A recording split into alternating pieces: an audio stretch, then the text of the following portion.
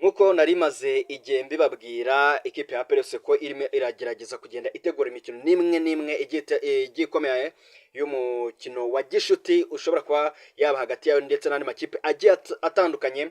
Mu kanya gato rero ikipe ya APR FC imaze gutangaza yuko irimo irategura umukino wa gishuti uzabera kuri Kigali Pele Stadium ku munsi wo ku cyumweru ku itariki 23. Ni umukino ngiye kuza tuganireho, noneho tugiye kuganira byinshi bigiye bitandukanye. Ese uyu mukino uraza gufasha ikipe ya APR FC? Niwe mwuka uri muri squad hagati muri ekipe ya APR FC? Ese imyitozo bakomeje kugenda bakora y'imbaraga cyane niki ishobora kuba yafasha ikipe ya APR FC mu gukomeza kwitegura imikino igiye itandukanye, by'umwihariko imikino ibiri bafitanye n'ikipe ya Les Aigles du Congo mu mikino ya CAF Champions League. Reka nizere ko umeze neza cyane, nizera ko wamaze kuhakora subscribe kugira ngo tujye dukomeza kugenda tubana neza gatanu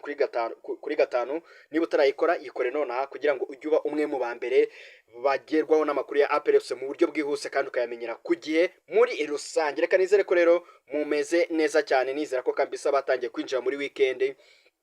yanyu ikomeje kugenda ibaryohera, ikomeje kugenda imera neza cyane. Nuko rero nkuko mubibona kuri iyo flyers, ikipe ya APR FC imaze gutangaza yuko byabaye confirmé mu gitondo, nabigarutseho ndimo ndavuga ko ari ku kigero cya 90%. Ikipe ya APR FC igomba gukina n'ikipe ya Al Ahly Wadi Madani yo mu gihugu cya Sudani, kubera ko n'ikipe nayo yaje kwitabira imikino cyangwa se yaje kwitegura imikino yayo ya CAF Confederation Cup, kubera ko nayo izakira hano i Kigali mu Rwanda ku itariki 5. Ifite umukino ukomeye cyane n'ikipe ya Tusker yari iri hano muri Sekafa Kagame Cup. Tusker yo muri Kenya yatwaye igikombe cy'igihugu murayibuka, n'ikipe yageze muri kimwe cya kabiri. Ni umukino rero uzaba ukomeye rero, ni nayo mpamvu nyuma yo gukina n'amakipe agiye atandukanye ikipe ya Al Ahly Wadi Madani yo mu gihugu cya Sudan yakinye umukino n'ikipe ya Gorilla, bakina umukino n'ikipe ya Rayon Sport, ndetse iyo mikino yose batsinze ikipe ya Gorilla ibitego 2-0. Ikipe ya Rayon Sport batsinda ibitego 2-1. Niyo mpamvu rero bifuje yuko ku mpande zombi baganiriye bemeza yuko bagomba gukina, haba ku ruhande rw'ikipe ya APR FC haba bagomba gukina ndetse bagakina umukino wa gishuti. Umukino rero muri karindiriye ikipe ya Al Ahly Wadi Madani nabonaga ko yo yari ifite indi mikino igiye itandukanye. Bari barateguye umukino n'ikipe ya Al Hilal ndetse n'ikipe ya El Merreikh, ariko mu makipe bari basigaje hiyongeraho ikipe ya APR FC mu buryo bwo gukomeza kugenda bitegura imikino ya CAF Confederation Cup. Ku ruhande rw'ikipe ya APR FC ni umukino ushobora kuba wabafasha cyane, kubera ko twabonye ikipe ya APR FC ikina imikino ya pre-season igiye itandukanye, gusa igakina n'amakipe ari hasi batanganya urwego. Navuga nk'ikipe ya Gasogi, ikipe ya Etincelle, ikipe ya Matale, ikipe ya Sunrise, ndetse kuri Sunrise ho baza gutsindwa ariko baza gukora reaction ku mukino bakinyemo n'ikipe ya El Merreikh bayitsinda ibitego bigera kuri 3-0. Ntekereza ko noneho kuri uyu mukino w'ikipe ya Al Ahly Wadi Madani ni umukino ushobora kuba wabahereza challenge, kubera ko iyi kipe nayo ni ikipe yo muri Sudani ije gukina irimo iritegura imikino ikomeye cyane ya CAF Confederation Cup. Ikipe ya Al Ahly ni ikipe ishobora kuba yahereza APR FC igipimo, kubera ko nagerageje kureba umukino wayo n'ikipe ya Rayon Sport nkimara kumenya yuko ikipe ya APR FC nayo yifuje ko bakina, nibwo nahisemo kuba nareba umukino bakinanye n'ikipe ya Rayon Sport. Nsubira mu mashusho nasanze ari ikipe ikomeye, ni ikipe izi gukina amazone yabo, bazi guhagarara, ikintu kiswe guhagarara muri zone aho bariri, bazi kwakina kandi bakakina mu buryo bwinshi bugiye butandukanye mu kudefanda. Ni ikipe ishobora kuba yakwima umwuka cyangwa se ishobora kuba yakwima aho upfumurira, kubera ko ni ikipe ifite abamediateri beza kandi ubona ko bumutse b'abanyasudani bumutse barebare, ndetse hakaba hagiyemo n'amaraso menshi agiye hakaba harimo n'andi maraso y'abandi bakinnyi baturuka mu bindi bihugu bigiye bitandukanye. Ubona ko ni ikipe navuga ko ku mupira wo muri Sudani, navuga kuri shampiyona iri muri 12 nziza ku mugabane wa Afurika. Ku ikipe rero nka Wadi Madani nayo ishaka competition, ni igipimo cyiza kuri ekipe ya APR FC. Ariko mbibutsa ko n'ubundi ekipe ya APR FC iracyafite indi mikino myinshi igiye itandukanye ya gishuti. Nakubwiramo nk'undi mukino bazakina n'ikipe ya Al Hilal mwakira cyumweru nyuma yo gukina n'ikipe ya Al Ahly Wadi Madani, zombi zo muri Sudani. Ntekereza ko mbere yo gukina n'ikipe ya Al Hilal wera kuri ikipe ya Al Ahly uvuye kuri El Merreikh, ntekereza ko n'amakipe ashobora kuba yahereza ikipe ya APR FC competition yo ku rwego rw'ejo. Muri APR FC rero uyu ni umukino bagize seriye cyane nk'uko twabonye bakina kuri ekipe ya El Merreikh. ni umukino umutoza Taleb yifuje noneho kuba yatangira kugenda amenyereza ba 11 twabonye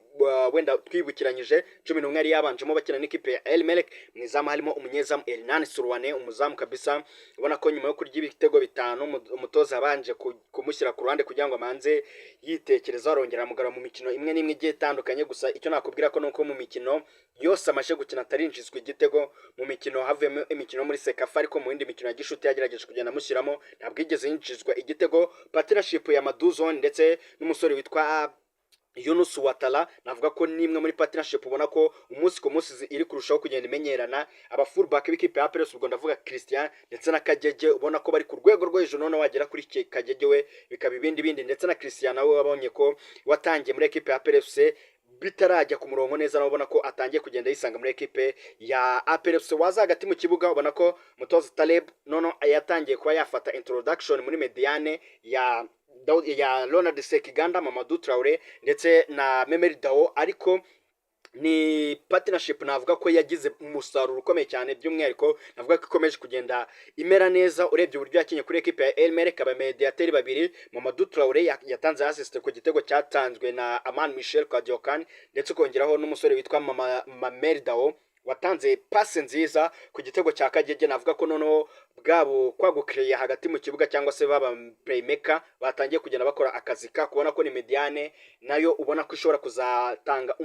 kuzatanga umusaruro mu gihe baba bamaze kumenyerana ukongeraho ku ruhande rwa Kadiokan Michel wasimbuye Barafinda muri equipe ya Peres muri equipe ya mbere ubona ko ni upgrade ugereranyije na Barafinda wajya ku rundi ruhande aba yashizeho Sheikh Jibril Watara ubukina anagaruka anaswitchinga na William Togwime ariko ukabona ko ni imikino y'abanya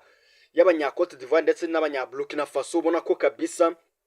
bamaze guhuza kubera ko uragenda ukareba umunya Cote d'Ivoire Aman Michel ndetse na William Togwime kabisa ukabona ko nabo bakomeje kugenda bahuza impamvu nabivuze abanya Burkina Faso ndetse n'abanya Cote d'Ivoire havuyemo umunyamari ndetse n'umuganda umwe gwera ku gice cy'inyuma gusa ubwo dukuyemo Ronald Sekiganda w'umugande tugakuramo Mamadou Traoré w'umunyamali abandi bose ni Cote d'Ivoire ndetse n'igihugu cya ndetse ni Cote d'Ivoire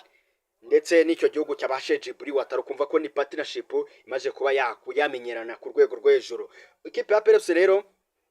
irimo iritegura uyu mukino kubera ko no mukino ugomba kubafasha cyane nyuma yo nababwiye ko bazahita bakurikizaho umukino na Al Hilal ariko barabizi neza ko bagomba kwitegura guhita berekeza muri Congo kujya gukina imikino ya CAF Champions League round ya mbere bakina n'ikipe ya Les Aigles du Congo nta gihindutse kabisa ku kigero cya 99 niho bagomba gukinira ubundi umukino wo kwishyura ukazabera i Kigali mu Rwanda. Ku kijyanye n'imyitozo ntekereza ko niba dukomeza kubana hano umunsi ku munsi maze iminsi mbasobanura imyitozo y'uyu munyamaroc Farouz Mohamed ukomeje kugenda acimaka kabisa abakunzi b'ikipe ya Peres bakomeje kugenda bamwishimira bavuga ati kabisa niwe wari waratinze kuza ahubwo ubuyobozi bwa kera kabaye wabagahe ubundi byagenze bite none ukabona ko none ikipe ya Peres arimo arayikuba barimo aratera amakona ntekereza ko n'abantu tubana umunsi ku munsi mukomeze kugenda mubibona mu tuvideo ngerageza kugenda bahereza mu gihe twasohoye n'ikipe ya Peres ariko ntekereza ko n'umutoza noneho dushobora kubona none ikipe ya Peres twashinjaga yuko iki ni gice cya mbere nyamara mu gice cya kabiri imbaraga zikaba zabaye nkeya dushobora kuyibona none irimo iraperforminga ku rwego rw'ejo nuko uko bihagaze nizera ko abakunzi b'ikipe ya Peres umukino muzawitabira ku bwinshi mukajya gushyigikira ikipe yanyu nareka nsoreza ngamba shimire we twabanye nshimire bamaze kuhakora subscribe uri umuntu w'ingenzi cyane ndetse naho utarayikora wayikora none kugira ngo tujye dukomeza kugenda tubana neza 5 kuri 5 ngiye mva ne Bo Fabrice ni The Sport Move reka tuzasubira utaha